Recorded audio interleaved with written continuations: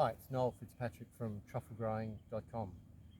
Last year we visited this same farm and pruned trees at year one. Now we've come back to the same tree pretty much, and so we're going to show you the growth that's occurred between year one and two, and I'm going to show you quickly how to prune this tree. This is fairly typical of the trees in the Truffle. They've all grown quite well. They're all French oaks. You can see that they're evergreen, and it's late September, so it's the right time of year to be pruning, and we're working our way through the farm with pruning, teaching the owners how to prune in the second year. So what our primary goal is, of course, is to end up in the future with a tree that is clean off the ground up to roughly 1 metre, 1200 perhaps, with a nice developed head on top of that. So every year that we're working on the tree, we're working with that goal in mind, and it's a slow process. So we allow ourselves to do it very slowly year after year until we get to a point where the trees are quite well developed. And then with the way that I lay farms out, we're using all French oaks.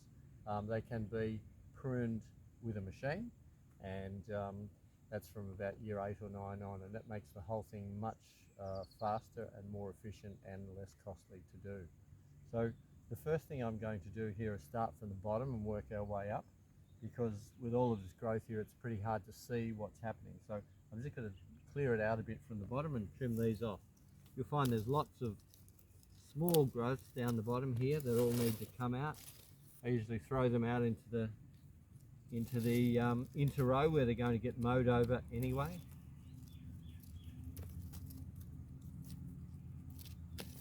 And once we start to clear off the bottom, we can get a better view of what's happening.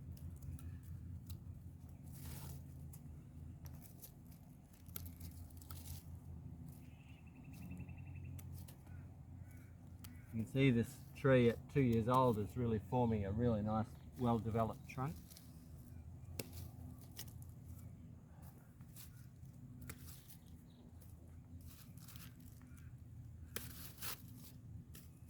So, starting to work our way up the tree. Now, the rule of thumb that I like to use for how high should we go with this type of pruning is that if we assess the actual height of the tree at the moment, and this is about 2 meters, then we shouldn't go up any higher from the ground than 30% of that measurement. So in this case, that's roughly 650. So we don't have to be millimetre perfect, but it would be somewhere between 6 and 650 would be about the right amount to take off. Now, as I move up the tree, I can see a very dominant branch here on the side. Now, if you can see in there, it's quite thick, and it's going to become even more dominant if I leave it on there for this year. So I'm actually going to take that off, and that will be nearly as high as we're prepared to go on this tree for this year, but it's pretty important that comes off. We're going to lose quite a bit of foliage when we do it, but there is enough foliage on this tree to allow us to do that. I'm using long-handled loppers for this, much easier than secateurs on something so heavy.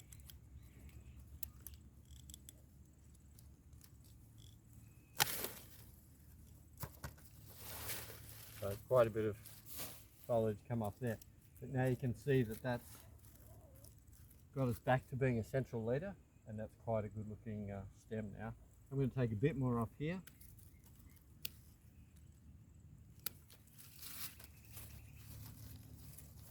And you'll see how I've left a collar where that branch comes out from the base of where the base of the branch comes out from the trunk.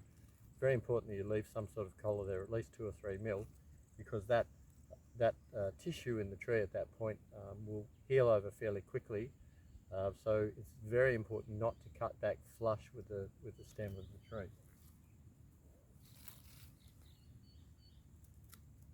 To make that, we need to leave as much foliage on the tree as possible, whilst still sticking to the rule of thumb of taking a third off at the bottom and coming up slowly over a period of years. The reason it's important to have so much foliage on the tree is because clearly the tree is doing all the photosynthetic work, and the sugars, starches and proteins that are produced through that process go down through the tree to all parts of the root system, but importantly to the fungus and the mycelium and the hyphae of the fungus as well. So the fungus is quite a tax on the tree for those goods.